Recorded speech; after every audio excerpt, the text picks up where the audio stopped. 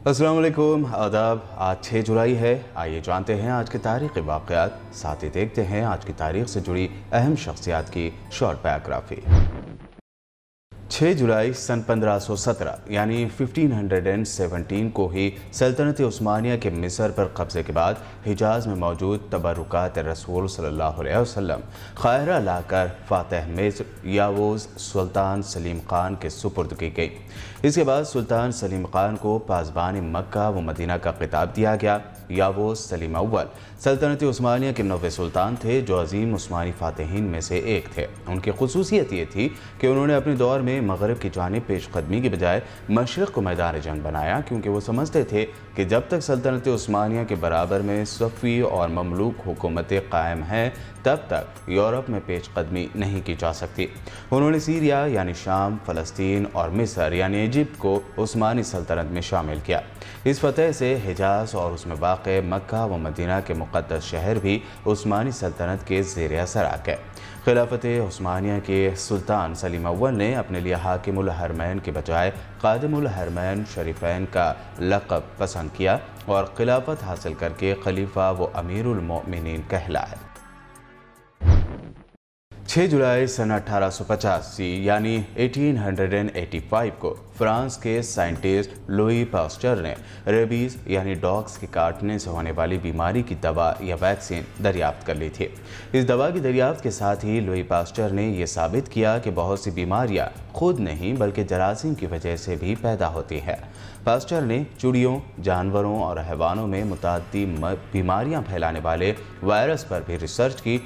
उन्हें मालूम हुआ कि मवेशियों का बुखार और मुर्गियों की बीमारी चिकन कालरा मुख्तलिफ वायरसेस की वजह से पैदा होती है। इसके बाद उन्होंने जुनून सग गजीदगी यानी रेबीज़ की बीमारी पर रिसर्च की और इस बीमारी का एक टीका भी ईजाद किया। दूध को हरारत पहुंचाकर बैक्टीरिया से महफूज करने का अमल पास्चर की ही ईजाद है और उन्हीं के नाम से मौसूम है। पास्चर की तहक़ीक़ात और ख़िदमात के एतराफ़ में पेरिस में पास्चर इंस्टीट्यूट कायम किया गया है।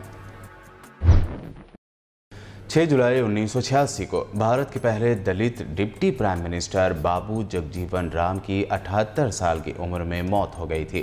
कांग्रेस पार्टी में सरगर्म रोल अदा करने और कई मिनिस्ट्री को संभालने के बाद बाबू जगजीवन राम ने इंदिरा गांधी की जानिब से मुल्क में इमरजेंसी लगाने और फिर बाद में इलेक्शन का ऐलान करने के खिलाफ कांग्रेस पार्टी से इस्तीफा दे दिया था। इसके बाद उन्होंने CFD यानी कांग्रेस फॉर डेमोक्रेसी नामी नई पार्टी कायम की थी। बाबू जगजीवन राम को दलित समाज की हालत सुधारने के लिए जद्दोजहद करने के लिए पहचाना जाता है।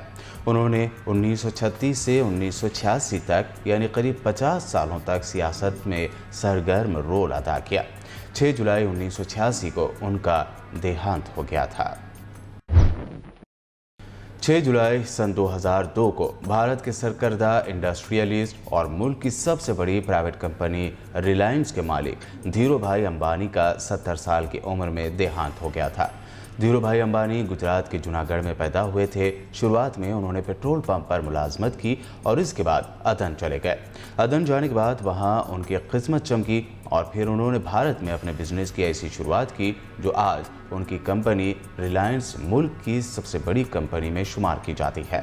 उनकी मौत तक यानी साल 2002 तक रिलायंस ग्रुप की कंपनियों का सालाना कारोबार तकरीबन 12 अरब डॉलर के लगभग था, जबकि उनमें काम करने वाले मुलाजमीन की तादाद 85,000 यानी 85,000 थी। 6 जुलाई 2006 में दो दुश्मनों ने सुलह करने की सोची और फिर एक दूसरे के करीब आए।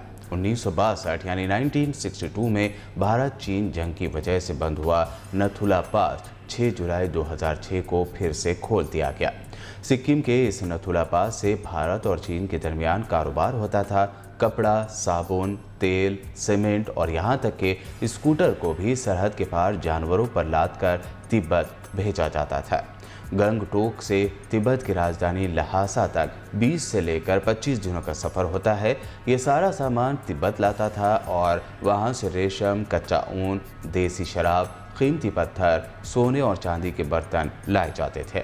6 जुलाई 2006 को नाथुला पास फिर से खोल तो दिया गया, लेकिन इसकी पुरानी रौनक कभी नहीं लौटी। ना तो दोनों मुल्कों के रिश्ते बेहतर हुए और ना ही पहले जैसा कारोबार हुआ। 6 जुलाई को होने वाले और कौन से तारीखी वाक़े के बारे में आप जानते हैं, कमेंट करके ज़रूर शेयर कीजिए। हमारे चैनल को सब्सक्राइब करना और इस वीडियो को शेयर करना बिल्कुल भी ना भूलें। देखते रहिए BPN चैनल।